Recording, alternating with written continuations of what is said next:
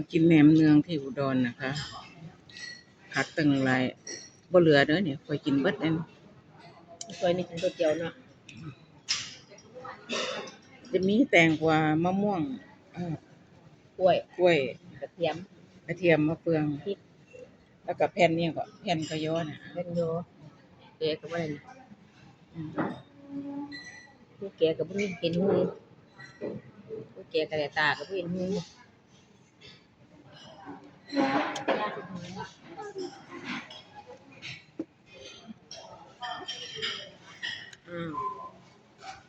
พ่อสิยกสิค่อยสิเห็นยกขึ้นอย่างนี้เขาจะเห็นเอาจากดูบ่ครับกล้องมันนั่นเลย เอาสัก7 นาทีก็จะได้กินอิ่มแล้วพอดีโอ้ย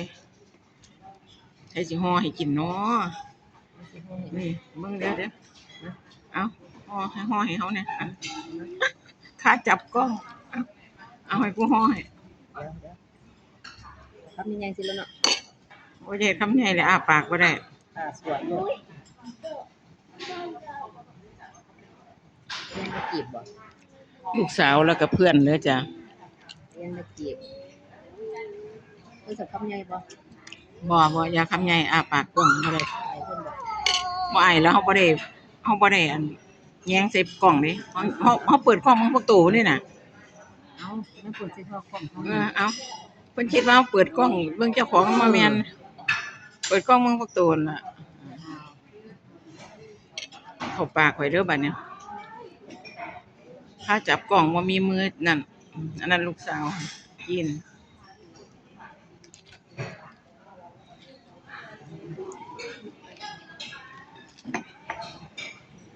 หน่วยบอกมา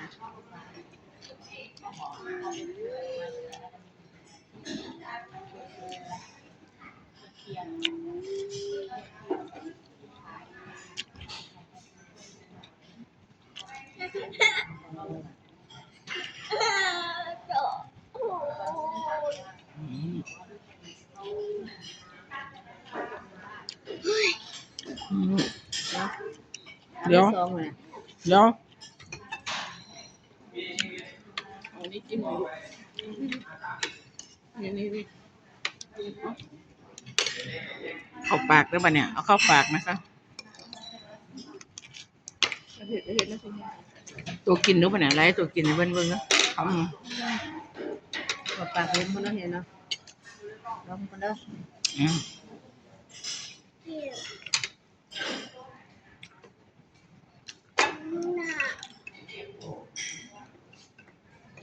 นี่ไงโคกโคกอยู่ที่ไหนจับแก้วครับ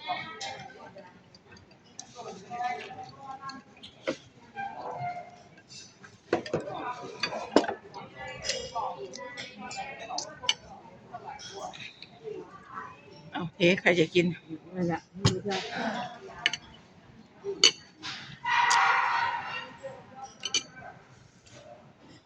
น้ำมันกระเด็นใส่มือดังเบิดเรียนน้องเด่นก็เอาเปาะเป็นขีดนึงวันนึง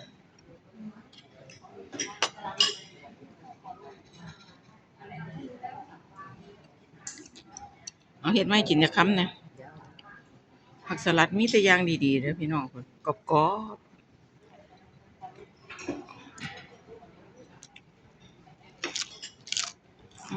ผักไว้คุณจันทร์เนาะอันนี้กินอยู่ว่านะอยู่ได้อยู่นี่จะตูนอะไรนะเองอยู่ตับพาจะจับกล่องได้หมูเฮ็ดป้อนเอาอันนี้ได้เขาป้อนเอา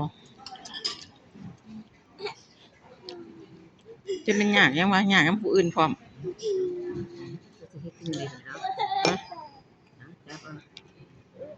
อยากโอ้ยจะเข้าปากไปได้บ่เอาไหมเอาพักห่อแม่พักน้ำไก่โอ้ยนี่สิเข้าปากลงบ่ล่ะกินด้วยโอ้อันเห็นหันกล้องมานี่บ่เป็นตาเบิ่งเลยนี่นะ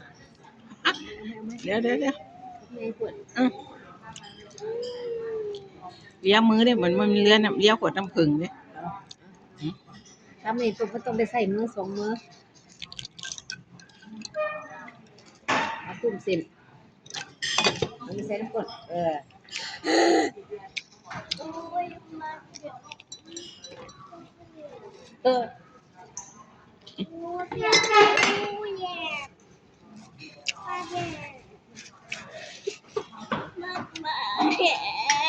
เดี๋ยวเสียงดัง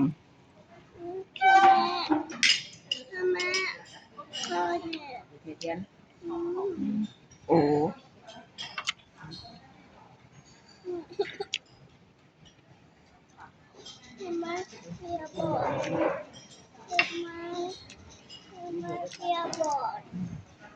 ครับงานครับอันนี้ประกอบกินนี่ อืม ไอ้ว่า เดี๋ยวก็อื่นบ่ทันลงจ้ะ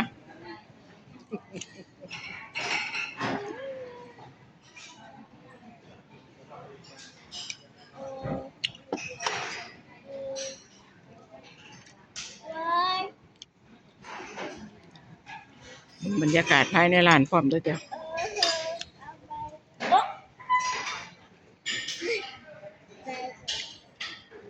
เดี๋ยวทำยังไงเนี่ยทำยังไงเนี่ยเข้าปากเนี่ย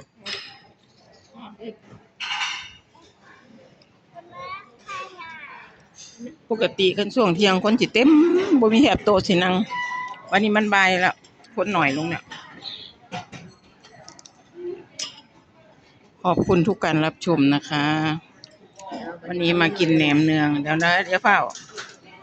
วันนี้มากินแหนมเนือง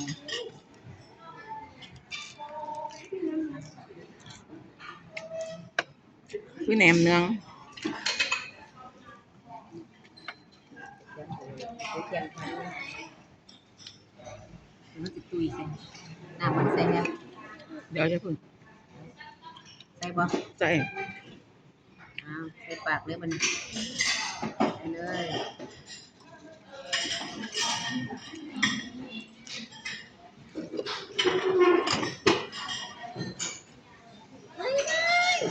ม่วงกินมันกินมันเหมือนกัน หืม กินม่วงบ่เนี่ย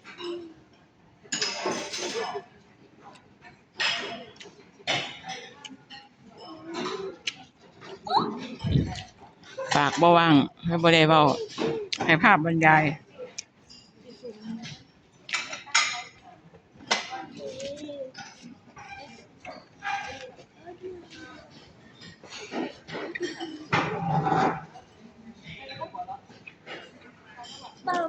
ขอจบคลิปแค่นี้นะคะ